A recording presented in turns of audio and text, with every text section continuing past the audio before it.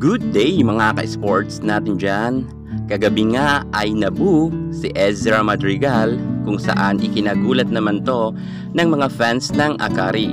Matapos kasi nagpalabas ng statement ang Akari na sana daw ay maging matiwasay at magkaisa ang bawat manonood, ngunit hindi nga ito nangyari. Sa halip ng ipakilala nga itong si Ezra Madrigal, sabay sigawan nga ng mga nasa arena ng boo. Kawawa naman itong si Ezra Madrigal dahil nga sa mga pag-boo ng mga nanonood.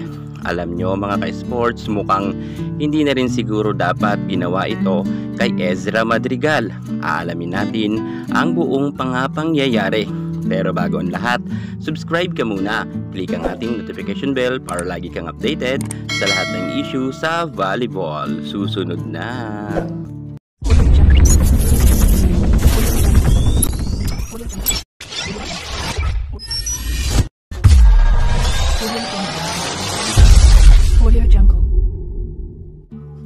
Middle blocker Ezra Madrigal. Naging kontrobersya ang kaniyang pangalan matapos na di umano ay hindi siya umamin sa pagkasabit nga sa net. Ayon naman to sa mga netizen. Ngunit ipinaliwanag naman to ulit-ulit na ng commissioner na si Malonzo na walang ganoon na nangyari.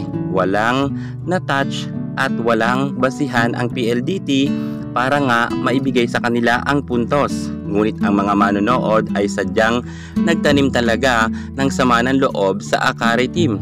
At isa nga sa kanilang mga pinag-initan itong si Ezra Madrigal. Matapos kasi na si Ezra Madrigal ay sumabit nga sa issue na ito, ay hindi na siya tinantanan ng mga netizen. Eto nga, sabay-sabay na ngang nag-boo sa arena, maging sa social media ay madalas nga siyang i-bash. Mukhang pilit nga ang pagtawa na ngayon ni Ezra Madrigal at madalas nga parang malalim ang kanyang iniisip. Sa tingin ko ay sana wag naman kinakailangan na palagi na lang i-bash or i-boo itong si Ezra Madrigal sapagkat tapos na rin naman ang nangyari. Panalo na ang Cream Line Cool Smashers at ang PLDT, siguro bumawi na lang sila next conference. Sa tingin ko ay nararapat naman siguro na ibigay natin ang second chance para kay Ezra Madrigal. Unang-una, sabi nga naman kasi ng pamunuan ng PVL or ng management na wala namang kasalanan si Ezra dahil hindi naman talaga daw ito na net touch. Kung kaya talagang kinakailangan wag tayong magalit raw kay Ezra. Kawawa naman raw kasi ang bata. Kayo, anong masasabi nyo hinggil sa issue kay Ezra Madrigal? I-comment na ninyo yan sa ibaba. Yan muna pinaka-latest natin sa mundo ng volleyball. Thank you so much. God bless.